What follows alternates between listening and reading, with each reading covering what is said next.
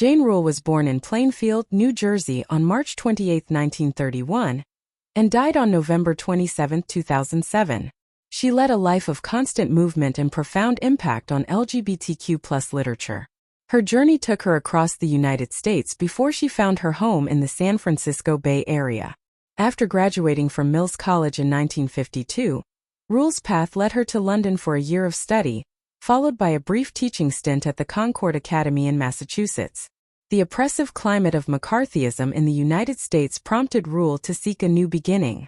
In 1956, she relocated to Vancouver, British Columbia, where she was soon joined by Helen Sunthoff, a colleague from her teaching days in Massachusetts. Together, they embraced Canadian citizenship and built a life first in Vancouver and later Galiano Island, remaining partners until Sunthoff's passing in January 2000. Rule's writing career began before the rise of 1970s lesbian feminism, a movement that would later create visible social and political communities for positive lesbian identities. Her work offered many readers their first glimpse into alternatives to the misogynist, anti-sexual norms prevalent in post-World War II America. Her groundbreaking first novel, Desert of the Heart, in 1964, was rejected by 22 publishers due to its unapologetic portrayal of lesbian desire. Unlike many contemporary works, Rule's story refused to pathologize or punish its lesbian protagonists or force them into heterosexuality. The novel's alternating chapter structure between the two main characters symbolized a relationship that embraced differences rather than erased them. While Rule recognized the importance of community in shaping individual identities, she remained cautious of prescriptive norms, whether they originated from mainstream society or LGBTQ+ and feminist groups. In her column for The Body Politic, she expressed her understanding of the gay community's desire for celebratory art, but warned against the pitfalls of creating narrowly correct propaganda. Rule's literary legacy extends far beyond Desert of the Heart, later adapted into the 1985 film called Desert Hearts. Her diverse work encompasses 7 novels, numerous short stories, and essays.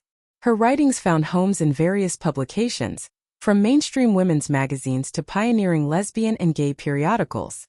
Notably, her book, Lesbian Images, published in 1975, marked the first book-length study of lesbian writers.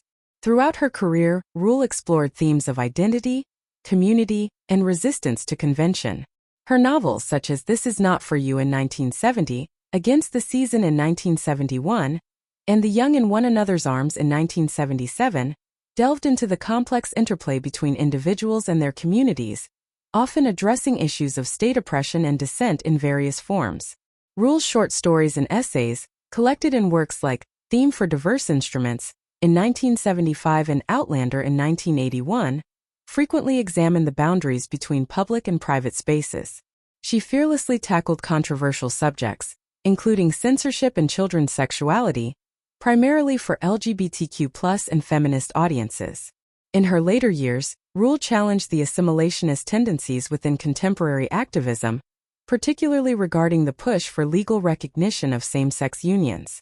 Her lifelong resistance to convention, both within the LGBTQ+ community and mainstream society, her belief in the value of diverse communities, and her innovative use of familiar literary forms remain central to her enduring legacy. While these qualities sometimes created tension between Rule and her readers, they cemented her place as a vital and influential voice in LGBTQ+ literature, continually pushing boundaries and challenging norms throughout her remarkable career. Thank you for listening. For more LGBTQ+ history, please subscribe to this channel.